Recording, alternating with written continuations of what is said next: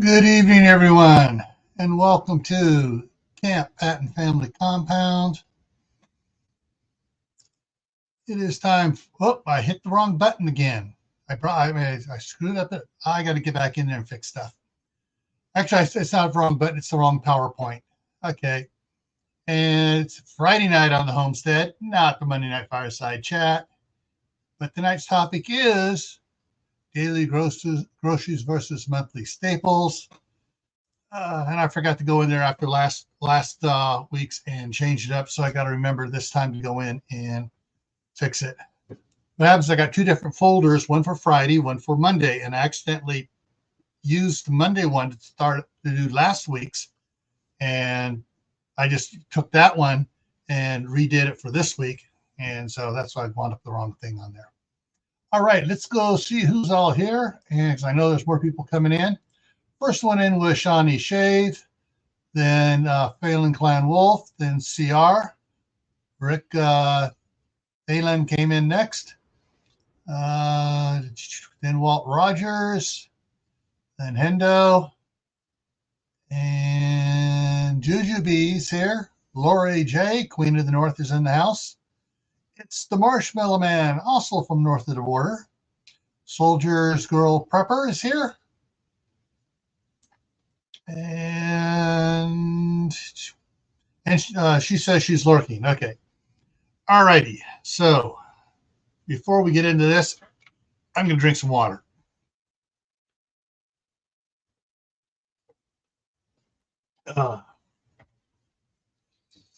Okay. So, and actually, before I actually that, I need to pull something up over here and read it to you before I delve in farther. Because this is based on an email I received from Butch at Sand Hollow Homestead. And yeah, so anyways, let's read what it says over here. Actually, let me make it a bigger font here so I can actually see it, because I put it in a little note thing here. So make it at 20. There we go. And he said, "Hey, Gil, I'm sitting in Costco, Nampa, Idaho, and nearly every grocery cart is only loaded with perishable foods, including cases of bottled water." Bottled water is not good, and we'll get into that here in a little bit. My thoughts is, where buy staples to last the month? I've been reading that the average American home has 3 days of goods. We failed our youth, and this country is in danger like never before. Am I alone in this? Eating out of boxes and bags will jeopardize this nation. We've lost the ability to maintain food and supplies. The last 5 carts were loaded with water bottles and fresh vegetables. In 1 week, all these people will be hungry. In less than a month, they'll starve. DC is fighting for pronouns while our nation heads to destruction. God bless you. Keep your channel. Keep doing your channel. It may help some. And I hope tonight we're able to help some others. Howie, Food Forest Permaculture is in the house. All right. So with that in mind, I put together a little slideshow quiz for everybody out there. So get ready to type in the side chat. All right, so is it going to be A, daily groceries, or B, monthly supplies? So let's get over and take a look at the first slide. Is this daily groceries or monthly supplies? Come on, people, answer up. What do you think? I'm going to wait till I see some answers in there. A, yeah. Daily, yeah. I see a lot of people going around the grocery store with the baskets and stuff. The only time I go in for a basket is when I'm getting milk and maybe some cheese sticks for the grandsons, and that's just when I'm making a quick stop. But in general, when I go in, my shopping cart comes out full. All right, next one here. Brenda's in the house. Duncan 1900 Homestead. All right, this one daily, daily groceries or monthly staples?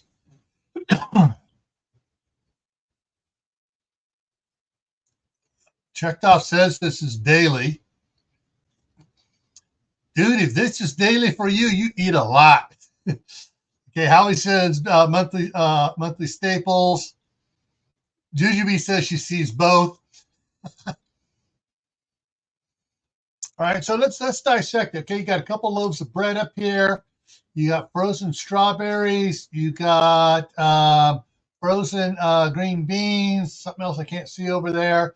You got English muffins. You got a bag of something else up here. You got some salsa. You got a flat of eggs. You got several different flats of different vegetables here, going down to the oranges there. Let's see, you got a couple take and bake pizzas, got a month's worth of toilet paper at least. Got the big bag of the tortilla chips. Got the big thing of the diced onions there. Got a package of carrots on the bottom, a big package of carrots. And that's what I can see here.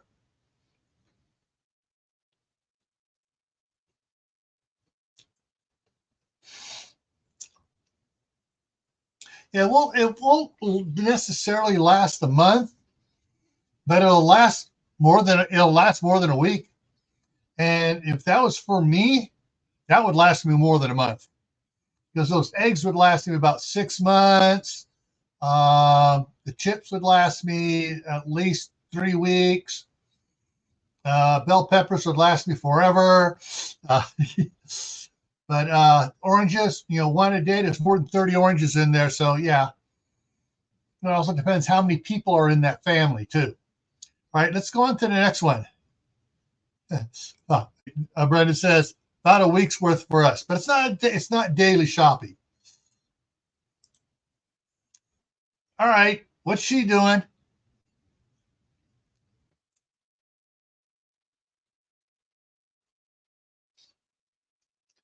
Jujubee, I do not like eggs. The only time I use eggs is when I'm making waffles, because I'll add it to the eggs, an egg to the waffle mix, just to make it a little more fluffy. And if I do like a birthday cake for one of the grandkids, I'll use 2 eggs. I don't use hardly any eggs. I haven't used an egg really in the last, since my birthday in September. I haven't used eggs. All right, so this one here is daily groceries, because she's just in her hand. So there is that one, and let's take a look at the next one here. All right, what's this one? So a bag of chips and macaroni there. Oh, Howie's here too. Hey, Howie. Hey, Howie. All right, so what is this one? Is this one daily or monthly? Looks daily. I don't eat any of that stuff. I knew that was coming. I don't eat any of it. None of that there I would eat. Absolutely not. No. They do have some. It looks. I'm not sure if this is apples or avocados down here, and they got bagged lettuce for salad mix. But it's most of the stuff I don't see you eating, Howie. All right. No, there's no Dungeness crab there, or clams, or oysters, or cod, or salmon, or lamb. Yeah, and Shawnee's right. Junk food. I mean, you look at it. All right, so you got cases of Coke up above. You got cases of Coke down below. Bunch of paper towels. You got chicken bits here. You got you can barely see it in the middle here. Is a couple things of hamburger, and they do have some cod here. But looking at this with all the stuff on here and the bucket of Snickers and all the chips up on top, it's almost like they're getting ready for Super Bowl Sunday. Yeah, for sure. Yeah. I'd I'm put looking at that this and all I'm in my thinking, compost. I'm thinking, this is for a weekend. This is for a party weekend. That's what I'm thinking. Okay, this one should be easy. Let's see. I see I see a couple bell peppers there, and I didn't cut this off. This is the way it was, and so some other little things there. But he's got a small basket. Yeah, everyone's right. Yeah, daily. So it's just his is just he's getting something for the day, and it's like whatever. Wow, look at all the meat. Uh huh. And I'm looking what she has in the basket there, and it's Something like green. yeah, something green. She has one of those little plastic containers about this big that's full of salad. Yeah. And then it looks like there's some frozen vegetable, a package of frozen vegetables under it. So if she lives by herself, she's probably getting two. She has 2 days of salad there and 2 days of vegetables. So this is basically falls in as far as I'm concerned, daily. Yeah. Let's see. Let's go to the next one here. All right. There are 2 carts here, 2 flat carts. This one should be fairly easy. Looks like another Super Bowl party. Well, I mean, you look at it, they got 4 flats of eggs here. They got at least 4 things of the Sbarro's mini pizzas, the 4-inch or 6-inch pizzas there. They got a lot of cup of noodle soups. They got 24 of the things of macaroni and cheese. Here's my food, Gil, for the month. Yeah. I grew it last year, eh? Yeah. They got a couple big pieces of meat here. They got a big box of mashed potatoes. I mean, that mashed potatoes should last a family 2 months. That looks like a big package of Brussels sprouts up on top. And then a couple, yams or something up there, big long ones. But they got a thing of apples down here. They got a couple of meat lasagnas down here. And a couple pies over there. So this is kind of a mix, I think. But they got several things of vegetables over on the other cart as well. Oranges and tomatoes. Twin pack of the King Kamehameha Hawaiian, bread things. Oh, they got a couple of the pre-cooked whole chickens. So this is unless this is a family, I would say this is a couple weeks worth of food. Not for me, it isn't. Yeah, for me, this is about 3-4 months worth for me. I just butchered. I had to cut up a lamb. I bought a whole lamb for $160, and it was about $350 worth of lamb to buy individual pieces, and I just froze the individual pieces. Yeah, I added it to my collection in the freezer of my salmon and chicken and pork hind quarter, and so my freezers are pretty full. Switch around there. All right. Lori says that would last for a year. The kombucha. That's what's next. That's what's next to the laundry there, and then you got the fancy sparkling 15 bottles of the fancy sparkling water there.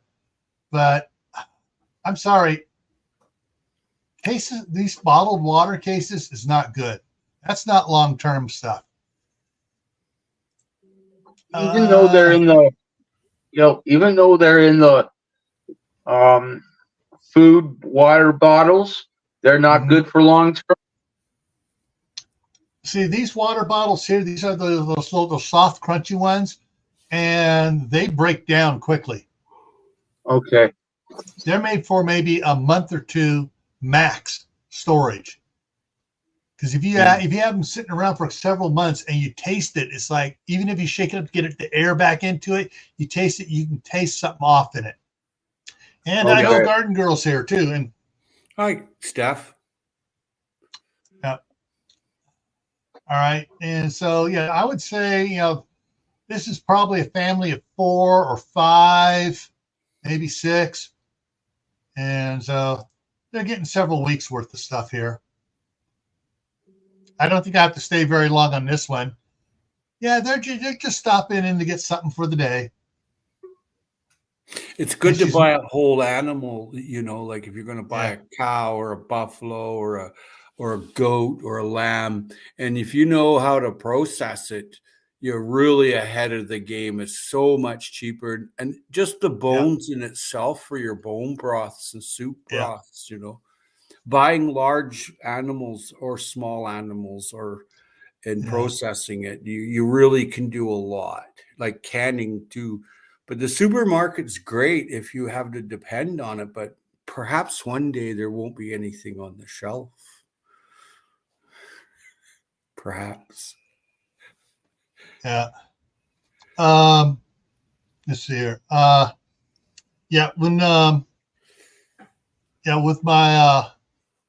When my mom and dad were still alive, and Chris and I just got married, and so I would go with my mom, and we would fill up 2 carts for the house there.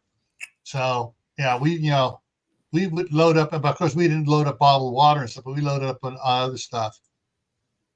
Now, one thing about this picture, why I haven't jumped off it, is that in my mind, that mother is not doing that daughter any service by teaching her to shop with a small basket. I never used one of those small baskets until well after I was married, and only when I was sent to the grocery store to get a couple items only. Yeah, that's something that we've ran out of, like the like I said, getting a couple gallons of milk, and maybe a bottle of syrup, or we forgot to stock, where the boys went through all the syrup and we're like, crud, guys. So it was just a stopgap until we got Saturday to go to Sam's Club and Costco and load up the cart. But my mom always had us, with her, it was at least 1 cart, sometimes 2 carts being pushed to the store. Yeah, I'm like that too. I usually go. I get a pension every month, and I go and spend $300-400, $500 on food, on everything, right? And I can it all. But like this past week, I put in 3 days at work, so that can go towards something else I might need or what have you. But if I go and get food with it, it's usually the basket, right? Because it's a bag of milk or butter or something, like fresh, right? Like these fruits or fresh vegetables and stuff, right? Exactly. So another one just already going through the store, and a picture of someone with just the basket. All right, looking at this one here. Okay. All right, they got kids because they got pull-ups. They got they got at least 2 of the things of the protein bars down here on the bottom. They got spaghetti sauces. They got the double pack of mustard, the double pack of peanut butter, the big jar of big pickles, the juice boxes for the kids, the mega box of Cheerios, the barbecue, the 3-pack of barbecue chicken, 2 take and bake pizzas, chips. I'm not sure what this. Big thing of coffee there. And they got 2 big bags here of, it looks like, oh, the pre-pop popcorn. They do got the big package of toilet paper. And then they got a bunch of other stuff in here that I can't really make out what it is. And then they got water bottles again. The problem with the water bottles, in a year, what you spend on those water bottles, you can buy a really nice countertop water filtration system and enough filters for 2 or 3 years in what most people spend on in a year on water bottles. Yep. And you got to think a lot of the water bottles, especially in California, they're filled straight. They're just tap water being filled. You know, they have a sediment filter to keep any sediment from getting through it, but they're not really filtering the chlorine out or anything else out of it. Find a spring, a deep spring. Yeah, that's your only bet. Yeah. So this tastes like crap. Yeah, exactly.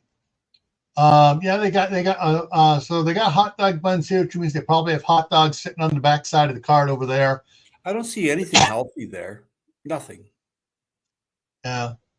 You can live on it, but it tastes like crap. Yeah. There's the hot dogs. The hot dogs are up here. I don't know if you can see my cursor moving around there next to that red bag of coffee. Hebrew National hot dogs from the better part of the cow.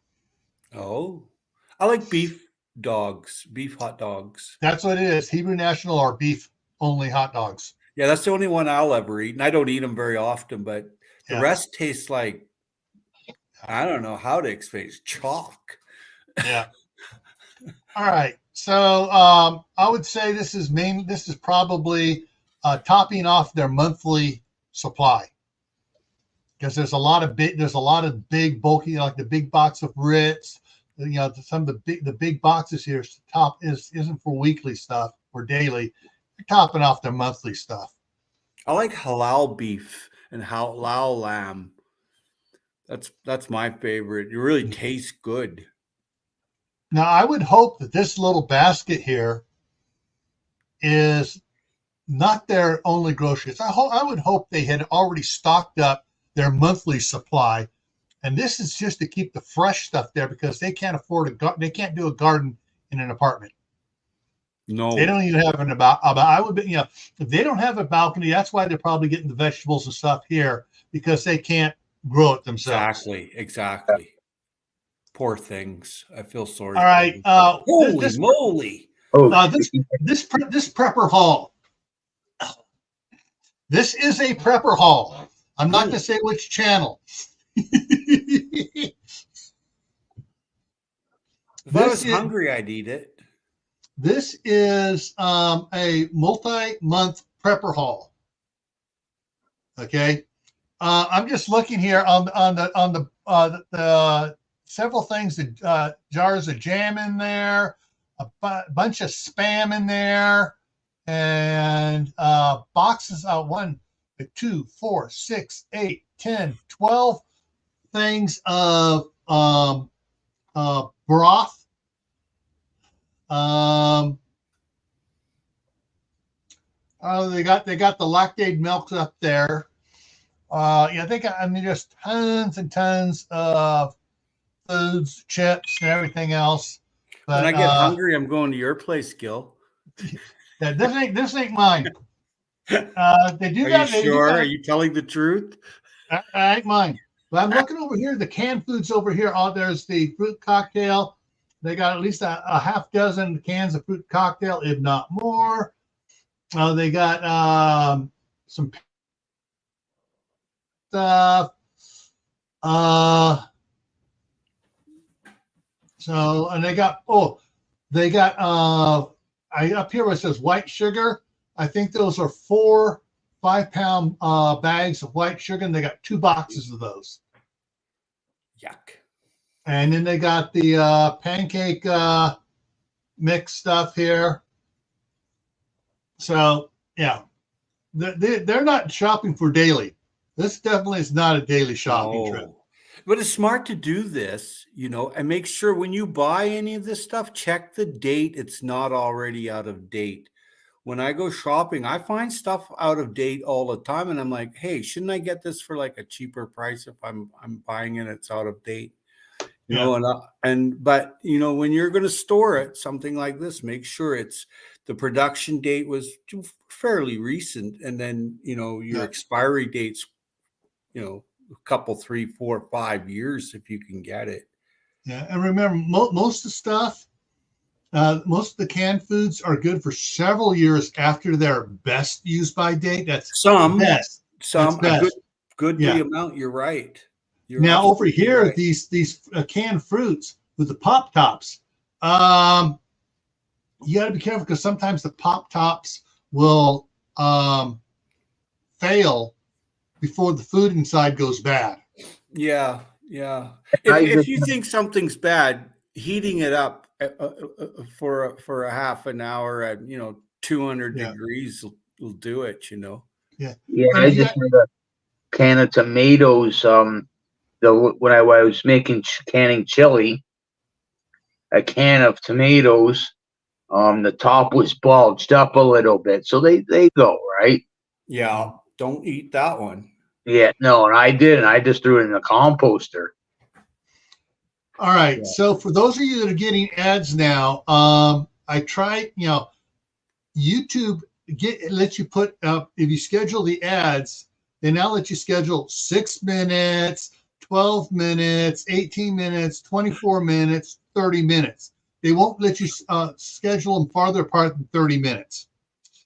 And if I don't schedule it, then they fire them off every 15 because YouTube wants to make their money. So I'm trying to do the best I can by scheduling it, putting the biggest gap in there before they pop up.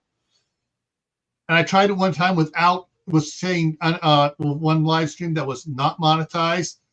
Shoot, I mean, how many people are saying they were getting ads all the time? And it's like, crap. Anyways, let's go to the next one here.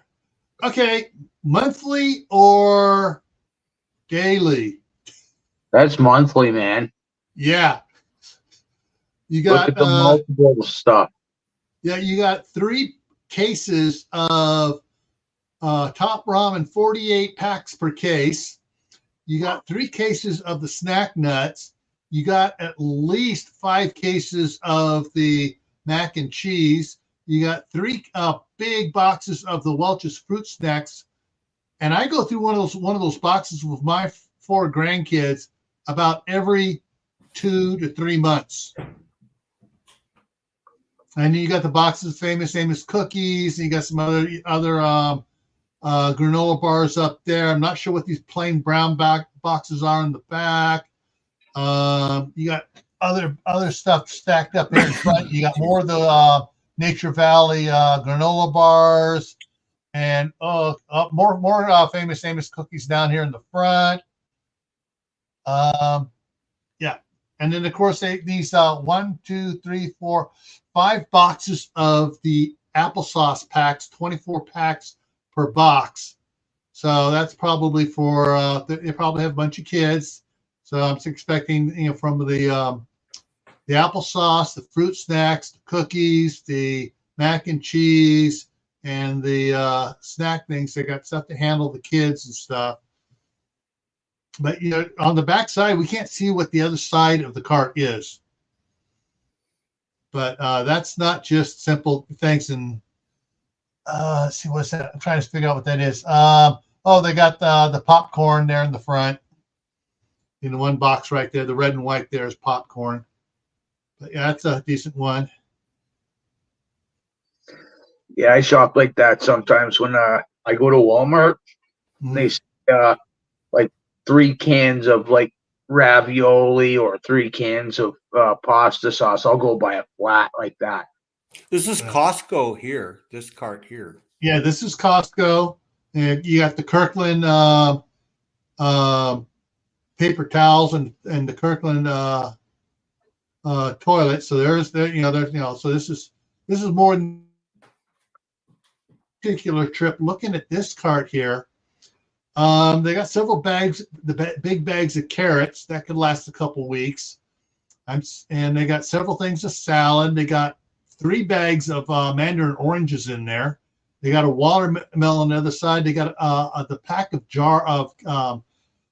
the mason jars with the peaches in it. Nice. And they got that on top there. That's what this one jar right here is. It's a 3-pack going back there because I get to it occasionally.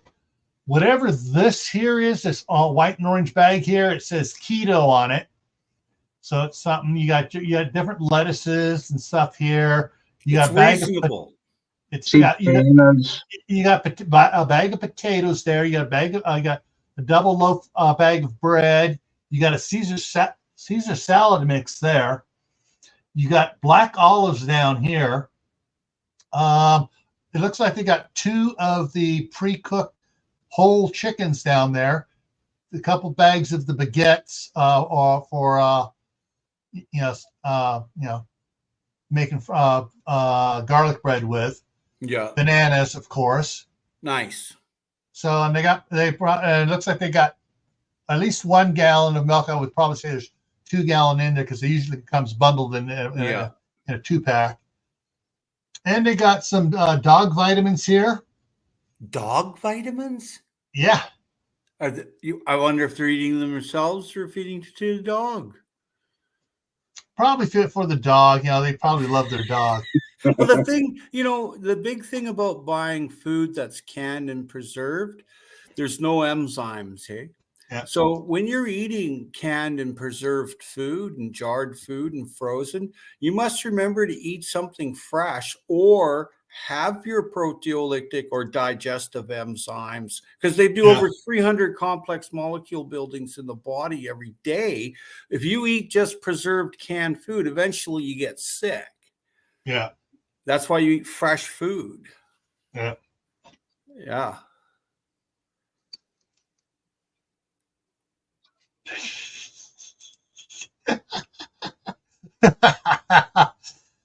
Yeah, Brenda's picking on CR.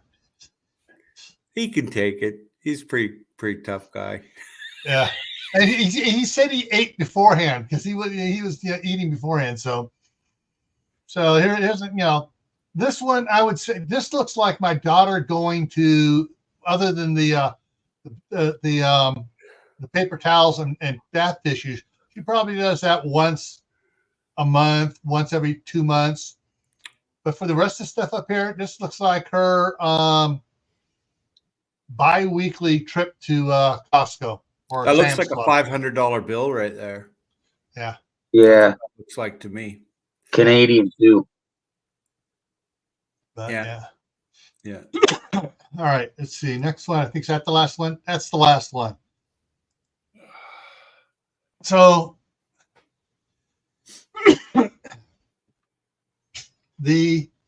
with that those pictures there, I wanted to emphasize that looking at if you actually if you want to do something fun and you got the time, go to Costco or Sam's Club and take pictures of the big carts coming out, and then analyze what's in those carts. Sometimes you'll find them they're stocking up on stuff. Sometimes you'll find them just stocking up on junk food, and sometimes it's a mix, and sometimes it's they're doing stuff like none of the pictures I could find did they have the bags of rice, the bags of pinto beans, the big bags of staples foods to last you for a month or 2 or 3. Yeah, so, when it comes to the rice and that, like I've got the 1.5 quart, almost 2 quarts of mason jars, right? And I store my pasta, my rice, and my flour in there, and I've got maybe 3 months, 4 months of each. Yeah. This is red sockeye salmon, vacuum packed, and I have probably 45 to 50 packages of this. All right. Howie's got a couple monthly staples of sockeye salmon. This gets replenished once a year. This gets replenished. This is salted. The fillet is taken and laid in salt, and then rinsed off, and then vacuum packed, and that's good for 5 years. Okay. Okay. Yeah, I want to no check oxygen something out in here. No oxygen, and the salt has taken care of any little critters. But that's what you want. You want 10 years. If you could get 10 years food, like what Gil's showing there, you're really set. Hey, and that's a lot of money. That's $100,000. Hey, when my parents passed away, my wife and I, my mom made sure my wife and I got it, was their food storage. And so we got all my mom's canning jars, my mom's pressure canner, water bath canners, all three of them, and a year's supply of freeze-dried food in number 10 cans. Unfortunately, we discovered, because my parents never opened it up. They bought it. All right, this is supposed to be good for 25 years. Boom, this is our insurance policy. My wife and I started opening some of it up to test it.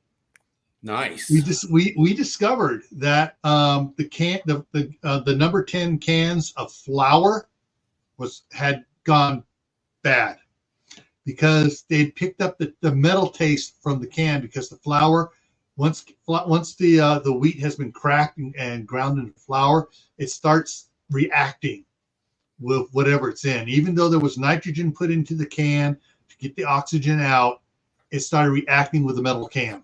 Wow. And you think they would do that in mason jars? All right. It will a little bit, not with the jar itself from the jars, but it will, any oxygen in there at all, it starts tweaking. That's why the Egyptians, they never stored flour. They stored wheat. Yeah. And the wheat they stored hundreds of years later was still good. Yeah. Yeah. And so how many was it? There was like 25 like these up here of red winter wheat that my parents had. That was good after that they bought it in 71. Chris and I were testing it out 25 years later. And the only problem is we discovered you don't want to store wheat in cheap plastic containers, like the ones down below me here with the cheap lids on it. Those cheap lids, sometimes you're having a couple of those stacked like that, the bottom one cracked. Yeah. And when the bottom one's cracked, the rats from the guy's wood pile next door smelled it. And then they came over and ate holes in the other ones. So the wheat was all contaminated by rats, but we threw it out. We just, hauling it out. Buckets broke on us as we were hauling out and spilled all over the backyard underneath all the fruit trees and stuff. And we had wheat coming up. Nice. So we had, the wheat was coming up. My wife went out there and says, okay, we're not going to be harvesting that. She just turned it back in. So all that nitrogen went right back into the soil. Nice. Smart. Your wife is smart, man. Yeah. Yeah. And so, so we learned that even quote, rat contaminated wheat can be a viable source by using it as seed for next year or the year after that. Yep. And so if we realized it was going to go like that, of course, this was 15 years before we bought the first property up here in Idaho.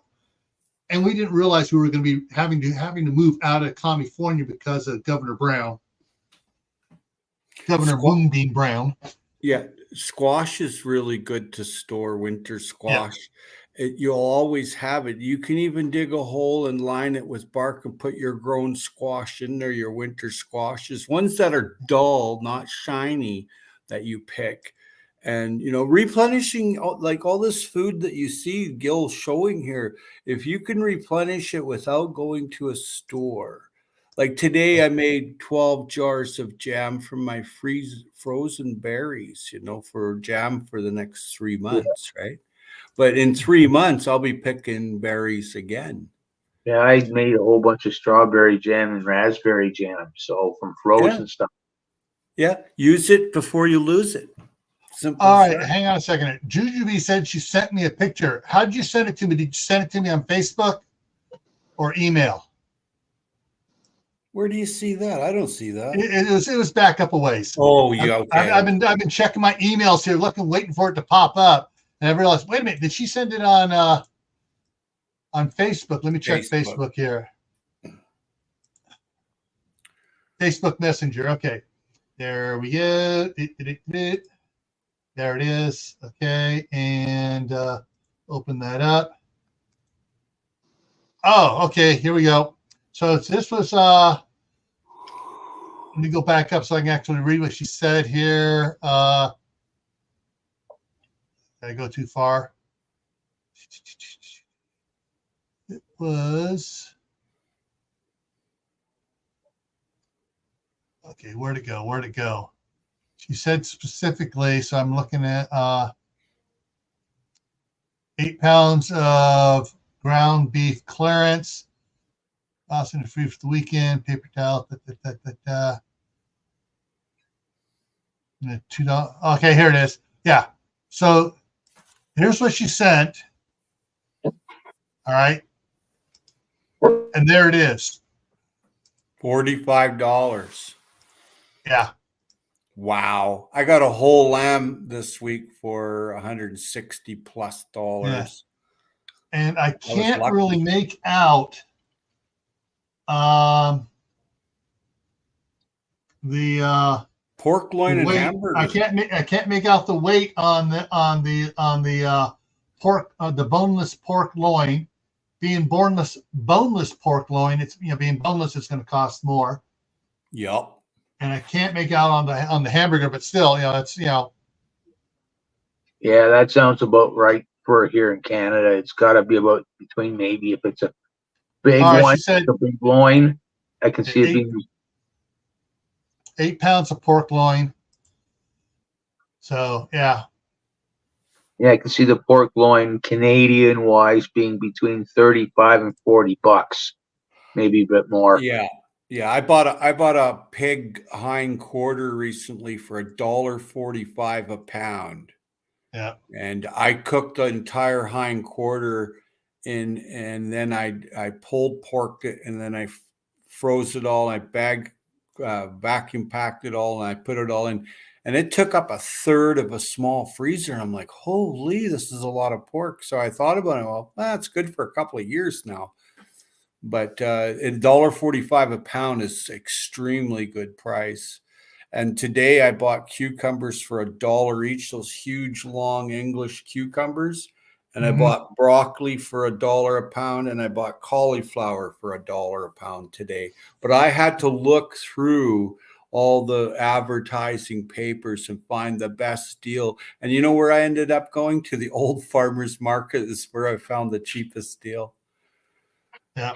Yeah. You remind me, I decided I slipped in a couple cauliflower seeds into my indoor garden just to see how well it's going to grow. Just to see if I need to, I can grab another 5-gallon bucket and put stuff in there, transplant it into that bucket if they do well.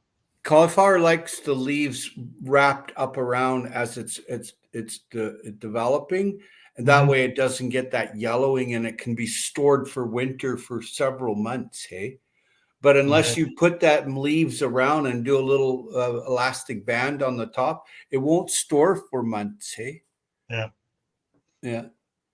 Yeah. The one of the things that I do here, and I haven't, next time I go back to California, I'm going to be checking with the Sam's Club there that my wife goes to. But here on Wednesdays, if I'm there when they open the door at 8 o'clock in the morning on Wednesday, I'll get my cart and I'll go around and I'll start loading up some of the big stuff. And then I'll head over to the meat section. And generally, by the time I get over there, they're putting out the stuff they've already slapped all the 25% off stickers on the meat that's going to the best use by date is 2 days away. They slap the sticker on it. Yeah, 25% off. Watch for the date on it, and then when you see that, you know when to go back, and it'll be discounted. It's Wednesdays is the day that they usually have it in there. Yeah. Because Friday and Saturday they don't have a lot of stuff left over. Sunday, this is stuff that was cut up on Sunday, and so Monday, Tuesday, Wednesday they slap the sticker on it. So smart. And it's not a lot, but it's like money's money. All spends the same. 3 or 4 packages of just about everything, all the different cuts. So you can go through, you can pick out which one you want that time. Yeah. But when they do the 25% off the pork, now you're down to less than $1 a pound. Yeah. Especially when it's they got the pork chops, they got the shoulder cuts, but when they have the one that's mixed, that's usually cheaper. Yeah. Juju's mentioning something there about a flip app where you can get all the grocery ads, and that way you don't make a mistake. Yeah.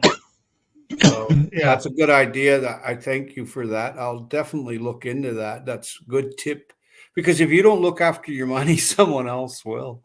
Yeah, that's why I like to do my own grocery shopping. I can go online for Walmart, right? Yeah. But you don't see the deals on the online stuff like you do when you're at the store. Yeah. And that's one of the things too is my trips up there to like I'll go up every I go to the Sam's Club every 2 weeks. I'll go in there. I will get 2 gallons of milk because that'll last me 2 weeks. I get the prepackaged cheese sticks because that's a snack for the grandkids. 4 grandkids. They come over. Okay, they each get one every day. They come over. They each get one. When I got to go babysit them over there, I grab a pack, take it over there with me. I will pick up the hamburger when it's. I will try to get the hamburger on Wednesday there when it's got the 25% slapped off on it, and so I'll get that and I'll make my hamburger patties and I will freeze them. Nice. And, 2 packages per thing, and then I'll pull it out, defrost it, cook it up. Have one for lunch one day, the other one for the lunch the next day. So when I get there, what else do I usually? I will check to see how I'm sitting on the Jimmy Dean breakfast sausage patties.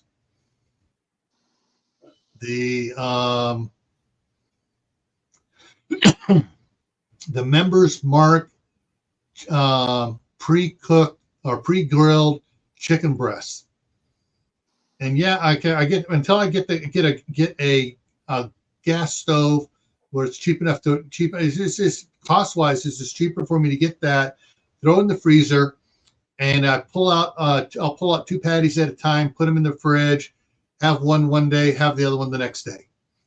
And these are about 4 to 5 ounce chicken breasts.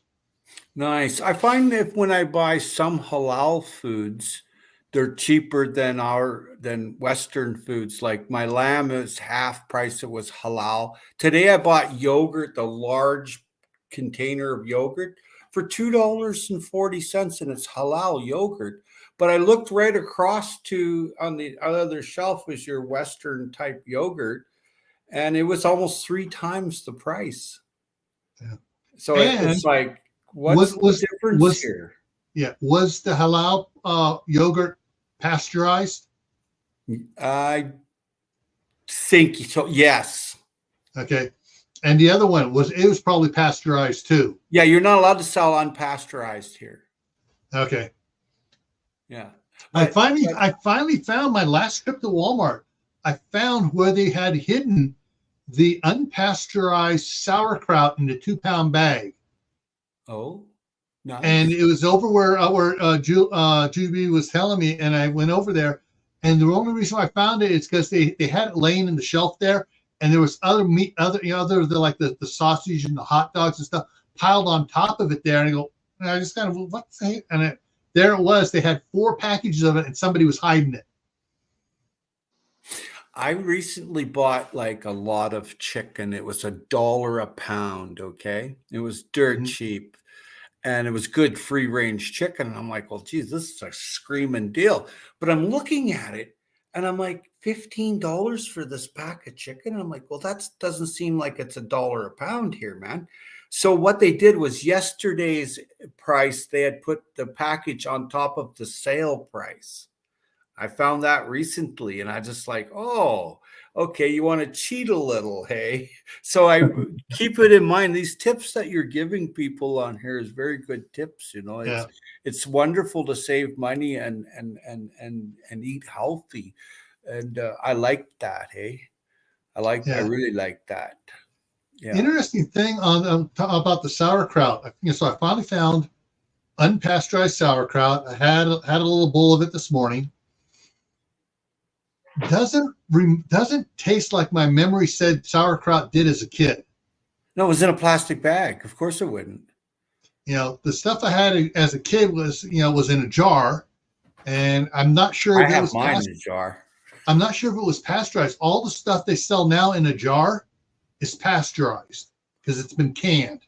Well, so you want the good bacteria that's in there, like the mother. That's why I had the bag. Yeah, the bags. I have ones in glass jars, and I made it myself. I shredded it all myself. Yeah. And you know what? I can go years from now and open one up and eat it. Yeah. It's like I also was doing the experiment with the then I'm making it myself with the new the crock for making sauerkraut, and it smells and tastes just like the stuff I just bought. But it's not. I mean, it's kind of the taste is not like I remember as a kid of being in your face, punch you in the face, and like, okay, where's the kielbasa to eat with this? Or the Reuben sandwich, the Montreal corned beef. Exactly. I recently found halal beef in a can, those big cans, for $1.75 a can at Walmart, and there's over 1 pound of beef in the can. So I bought some for a relative that's a school teacher in northern Canada, and he eats halal. So I sent him a bunch, and he was very appreciative because he couldn't. Where he's working, you just don't run out and buy halal foods. But I find their foods delicious. Mm-hmm. Yeah. Oh, yeah. Or unpasteurized food I find delicious. But here in Canada, you're not allowed to have unpasteurized milk. And you're not allowed to sell it even. Mm-hmm. So what people do is they buy an interest in a cow. So 50 people might buy 1 or 2% interest in a cow. Each one's got 2% interest. So each one gets 2% of that milk, and you have to go and actually do the work at the farm, and they have a little station there. I was recently taken through the whole trip, but I decided not to do it because by the time I pay for fuel to go there, do the work, I could just pay for someone to do that for me. Yeah. And I would save money so I didn't take it, but I did enjoy the glasses of thick, heavy cream. I was just like, oh, wow, this is beautiful.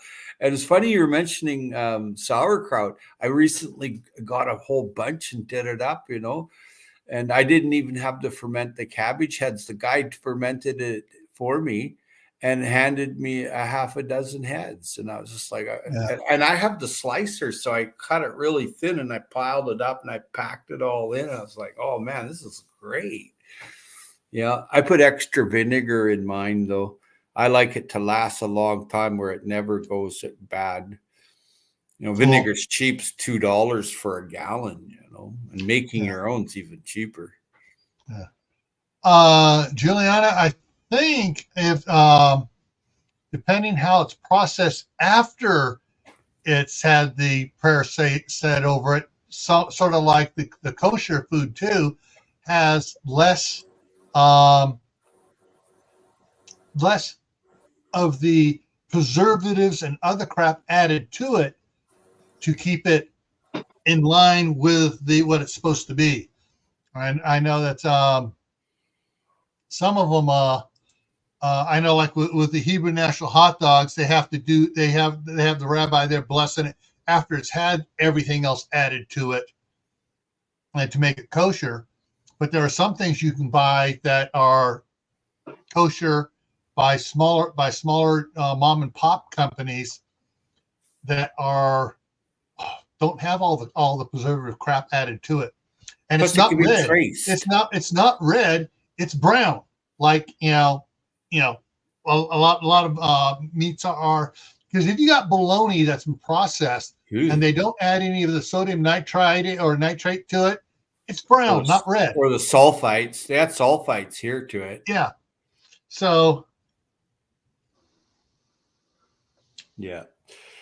Kosher food, the big thing is that it can be traced, and it's for Jewish people to eat. That's what why they follow the kosher. In Toronto, they have a huge Israeli market in Toronto where a lot of people from all different walks of life go in and buy the food because they know it's good and clean, you see. Yeah, big time. What's that, Louis?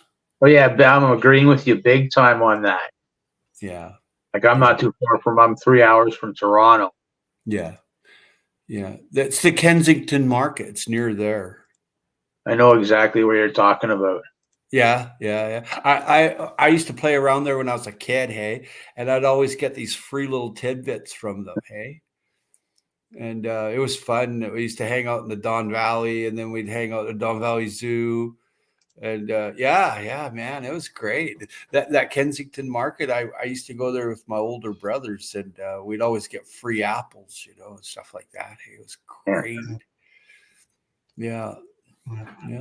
I remember delivering. My dad owned a meat factory, and he sold it to Maple Lodge. But remember back in the day, him delivering to downtown Toronto, Chinatown. Yeah.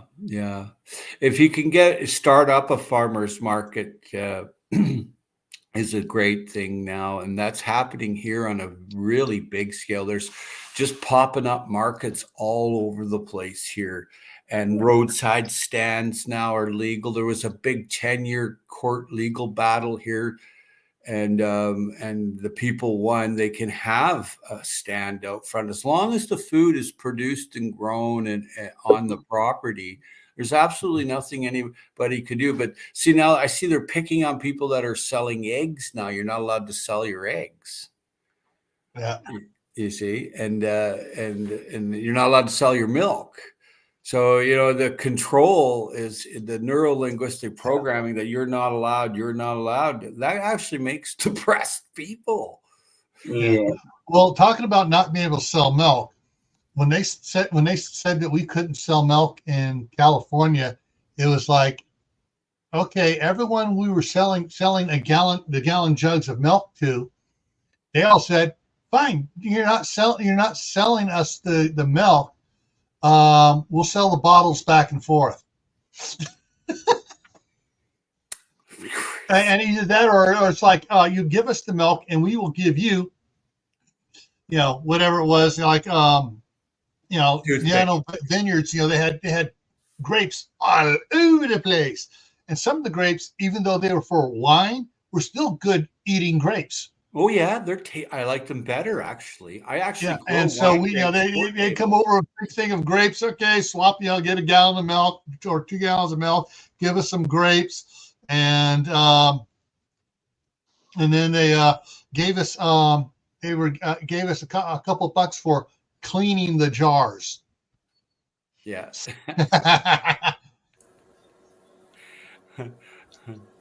Hey Gil, But, it's Mark.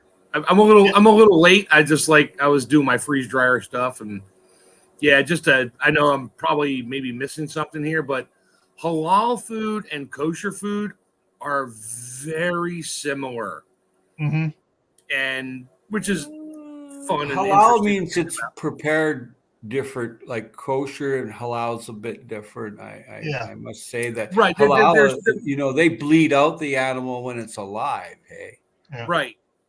Yep, silver knife, all that. I mean, everybody's got their procedures and that. And well, that's the oxygen. They don't want to allow oxygen into the meat or that's why they're doing that. We have a Damascus market here, and I'll go there, man. And where are you going to get chicken for $1 a pound? Where are you going to, where are you going to get like halal lamb for, a third of the price of anywhere else? It's like, it's way more reasonable for the spices too. Like I use a lot of Middle Eastern spices, and it's like way cheaper than Walmart. I'm like, how does this work? It's interesting. My wife, we feed our dog. We have a German Shepherd, so he gets a lot of raw food and that. And we've been looking for liver, and she stumbled at Walmart, has halal liver in 2-pound packs, like ridiculous cheap. I was like, give me 4 packs. So I get 4 packs and I chop it up and I'll freeze dry some and feed them the rest raw out of the fridge. And we do a lot of stuff with it. And I can't get it at my local meat market that cheap. And I know in some of the meats around here, what they're putting in the cows to keep them healthy. And I know that's probably not in the halal meat, and I'm not against anything. And so I'm getting halal liver for like, $1.29 a pound. Nice. Yeah. I won't eat it, but I don't like liver. It's just not my I don't thing. eat liver either, but my dog loves that, and the local eggs my wife gets at her job, and somebody has chickens, so he gets an raw egg and 2 ounces of liver, and some of the kibble. We're trying to get away from that. We're working on recipes and that. Yeah. All right, I'm gonna share something here. Got some prices here from Sam's Club on a couple items. So I was looking just for the rice over here, but this came up as well with this here. So you got the 3 1/4 pound box of mashed potatoes, which with me, my wife, and the 2 boys would last us a couple of months for $8. And we usually had 2 or 3 of these boxes in the house. Here's some of the Royal Authentic Basmati rice. I probably pronounced that right. 20 pounds for $20. But the Idaho's hash brown potatoes, 33 ounces. And so that's almost $9. But the 25-pound bag of white long grain rice is basically $13. Now, I was looking at all the other ones that listed there ranged from $13.50 to $19 for the 25-pound bags of rice at Sam's Club. But then you got down here, you got some of the other stuff. This stuff is not weekly or daily stuff. The minute rice. We used to get 3 or 4 boxes, keep 3 or 4 boxes of minute rice in the house, because my wife would use it a lot when she come home from work, or she'd have me come home and she'd fix the rice, and it's like get the rice done and she'd add whatever else to it for the dinner. So this is a 72-ounce box for $6.80 here, and we don't get a 12-pound bag of minute Uncle Ben's rice. Now we don't get that because that's not as cheap as the 25 pounds. When I want a lemon, I just pick some. See? Oh yeah. Okay. Just pick them. I have 12-foot lemon trees growing in my house. Yeah. That's cool. Yeah, it's nice that you always pick fresh lemons. Yeah.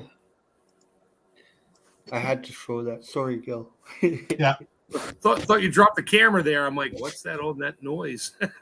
Oh, I brought the camera over to where this lemon is. They grow quite well underneath the LEDs, you see. Yep.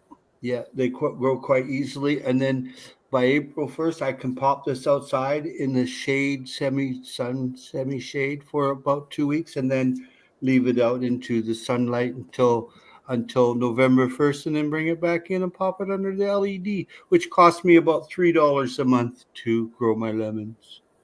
Yep. Cool. Right. Yeah, Lori, that's something that my wife and I have talked about is getting some of the purple potatoes to try those, because they're supposed to be higher in the antioxidants and stuff like that too. Potato, not tomato. Potato. Hey, you were showing the minute rice. I yes, and you know where I'm going with this. I make my own minute rice. I literally cook off 5 pounds of rice in my rice cooker, and then I put them in portions and I freeze dry it, throw it in a bag, and I want rice. I just put some in a bowl, add a little hot water, and it's less than a minute. Hot water, the rice. That's how they make minute rice. It's freeze dried. Yeah, that's what I figured. But like I'm looking here at the other stuff. So a 50-pound box of that's not it. So the Thai jasmine rice 25-pound bag at Sam's Club is $17. So you get your more elaborate ones. It's upwards, but the most expensive one I saw was that Royal Basmati rice, which is $1 a pound. That's good rice. I buy it. I actually lost. I bought rice back in 2009, and I put it in bags and put it in a bucket. And when I went to smell it and then cook it, it didn't come out good. So I learned the hard way over 10 years or so. So now I went out and restocked it, bought it, put them in 1-pound packs, seal them with an oxygen absorber. And now they're nice and flat and packed, and they're in buckets, so I can pull it out 1 pound at a time and never have to worry about it for many years. Yeah. One of the things that I want to do, like Howie did, is this summer on one of my trips to California, I'm going to bring back a couple of bring back a lemon tree and a orange tree or two, and in the 5-gallon buckets, and put them in my IBC totes that I can wheel into the shop. Smart. So they don't get frozen over the winter time. And always bring that them way inside. Put them inside and all right, last frost date's gone. All right, wheel them back outside and let them give us oranges and lemons. Do you need like 2 lemon trees like you do with like peaches and that? Or you can have just one. Yeah. The thing is, if you've got a garbage can, that will grow a lemon tree in it, and you can prune it and keep it small and get tons of lemons off of it. And a Meyer or Valencia, like I've got well over 400 lemons now off my huge Valencia in the past 3 years. Wow. And that's underneath my skylight, hey? Do you have to hand pollinate them, or no, like just the opening of the door, the little bit of wind, and these just bloomed here. These smaller lemons just bloomed, and they all now have little tiny lemons. You can tell if it gets pollinated or not. It won't grow anything in there. It'll just be like hollow, like. But if it pollinates itself just by the wind, like a tomato, Yeah, it's a self-pollinator then. That's great. You don't need bees, bugs, or a Q-tip. Your house always smells awesome too. It smells like, like I don't know, it just smells like nature, and it's just so awesome. I have some Valencia lemon trees that are 14, 15 feet tall inside the house, hey? And I get really big lemons, Valencias are really big, but there's a pine lemon that's the world's biggest one. I think Gil was looking at it one time. They're like huge. They're like, and those. Geeky Garden sent me some Ponderosa lemon seeds. Ponderosa, that's what they are. Yeah. I'd love to have some of those. Those are monsters. It's the limonene oil in the skin that's the highest, and it's really good for grating. When you're finished cooking your food, you just grate a little bit onto the food, like your rice or. I've seen people do all kinds of things with growing lemons. There's a guy here that all he does is grow all this different citrus on Southern Vancouver Island. I went to his place. What an amazing place. He sells his lemons. He has so many lemons, you can buy a 50-pound box of lemons from the guy. But hey, that's the thing. It's subtropical to marine temperate climate here. So we grow olives outside here, and kiwi and passion fruit, but we don't grow tropicals. We can only grow subtropicals. We can grow tropicals, but they must be brought inside. Like Gil's talking about those ICB totes. That's the perfect thing to use, man, because you can just pick them right up and bring them in, and you can have your kiwi or not kiwi, but your fig like that. Figs grow really well like that. You might only get a dozen figs, but hey, figs are not cheap. Yeah. And they're so delicious. That's the original first cultivated fruit, was a fig by man, eh? So it's really good for you to eat and healthy. The problem with figs are that they don't last very long, and they're super high in sugar. So they're not really diabetic friendly. So I can only have like half a fig now, or a quarter fig, because I don't want to spike my insulin. Right. My glucose. I mean, I don't want to spike it, because that's a problem. Yeah. Yeah. The one of the all right. So for the ones that are going to be brought inside, we're going to do a Meyer lemon, and I forget the other lemon my wife has, with the real short ones, or in one of the 55-gallon barrels.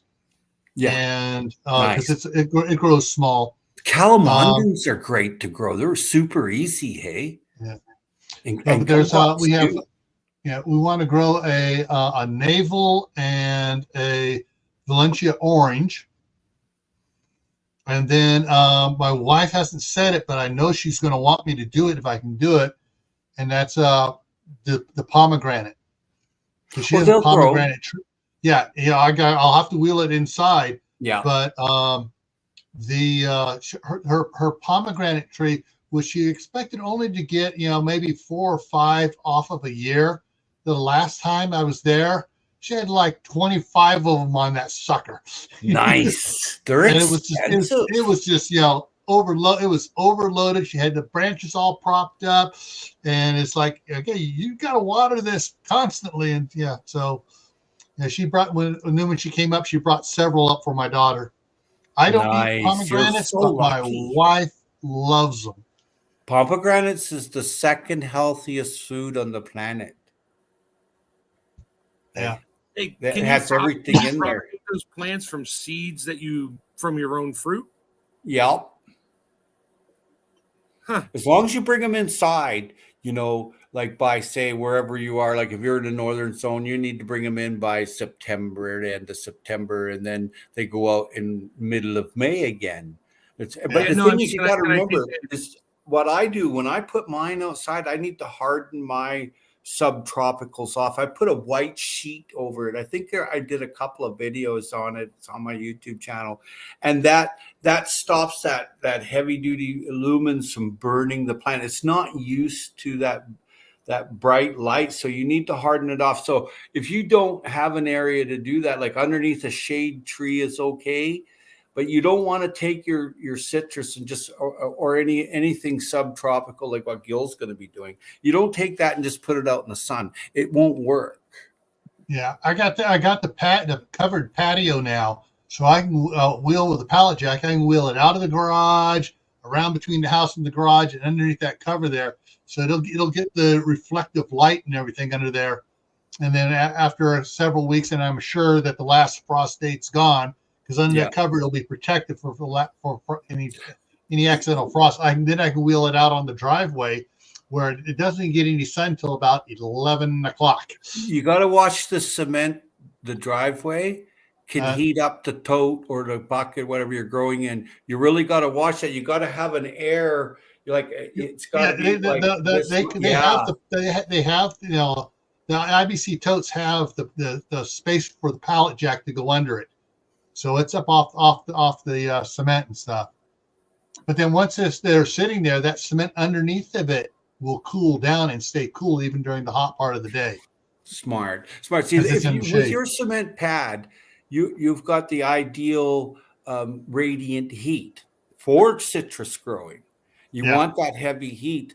And not only that, if you're growing watermelon or grapes or lemons, that is a giant radiant heat, like rocks heat up during the day and then release the heat at night. But so yours that runway you built, man, that was a big driveway you built, man. I watched that whole thing go down. I'm like, holy moly, man. I never seen anybody with a driveway like that. I loved it. Oh, my brother and I back in California, we actually put in several driveways bigger than that for other people. And so, Jack, the same. I learned the summer sun in up here is different than the summer sun in the San Francisco Bay Area. Yeah, there's a guy in Bavaria that grows lemons, outside. And it's interesting. His name is Sepp Holzer, and he grows lemons in the Bavarian mountains, in the Alps there. And he's 6,000 feet up, and he's growing lemons. And I'm like, there's no way. This is BS. So I go and I check it out, and he's using the radiant heat from rocks to grow them. And I'm like, wow. And he grows his grapes that way, his watermelons, and it's the rock. It's all in the rock. But see, I've seen it go the other way too. Is when I planted on the Rocky Hill Food Forest, I sewed the place up. Not everything did what it should do because the rock was too hot. Yeah, and it was a sapling. So what I've learned is that an insulate barrier of soil and make a mound, and then put it there. I was trying to harvest the water that was coming, little tiny springs coming up through the cracks. So I'd put a fig there and an apple here, so it would always have a drip of water. But that's simply not the case. You can burn them if they're too young. Yeah. And no insulated soil. They're old soil. You don't want to use new soil. You want old soil. I've learned a great deal from growing in different conditions. It's been an interesting journey. Yeah, even here where I live in Ontario, I had to mound my trees up. All of them. Anything that's already growing inside of a vegetable, a squash or a fruit or a pumpkin, plant it. It wants to live, hey? It's trying to survive, hey? All right. Wow. Okay. I lost track of the time. We've been having a great conversation here, and we've gone over quite a bit, but not a problem here. But I'm going to go ahead and wrap this up. Thanks, Howie, for coming up. Mark, thanks for coming up. Lewis, thanks for coming up here. Yep, no Everyone, thank you in the side chat for your comments. Let me run through this coming up here. So tomorrow, on Gray Man Prepping is when we're talking security cameras. That special request by Dr. Paula Ruffin. So we're talking security cameras tomorrow. Monday, Mark and Tammy are going to be with me for canning dairy, milk, cheese, butter. That's talent. Yeah. Tuesday on Tactical Tuesday, Gray Man Prepping, it's away from home disasters. So you're traveling on vacation or on business and a disaster strikes you. Do you have a plan? What are you going to do? We're going to be talking about that sort of stuff. Nice, smart. Next Friday here is gardening essentials. So we're going to be talking about gardening essentials, not just in the summertime, but right now it's still, for me, it's still winter for another 8-10 weeks. Yeah, 3 months. It's spring here already. I'm already picking asparagus, eh? Yeah, that's what's weird is the temperature today out there was, well, all right, tomorrow the temperature is 46. The low tonight is 25. Sunday, the high is 50 degrees. The low is 34 Sunday night. And then we start dropping back down again. The high's 43 on Monday and 32 on Tuesday. Mother Nature's going bipolar here.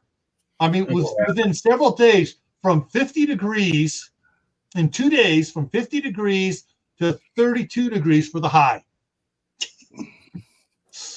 Oh, hey, yeah. Gil, thanks for having me up, man. See you, Lewis. Take care there, everyone. See you later, Howie. Yeah, it's been a pleasure. I'll see you all again. Yeah. All right, everyone. So that's what's coming up here. Thank you all for coming in and checking with it. Those that, if you didn't see it, I had earlier today on Gray Man Prepping, we had the premiere of Prepping for Beginners number 8. Water is number 1. And I'm working on for Prepping in Private number 6 or 7. Limit your social media footprint. So that'll be coming out here hopefully on Wednesday next week. All right, everyone. Take care, and we will see you around. Have a good night. Thanks, Gil.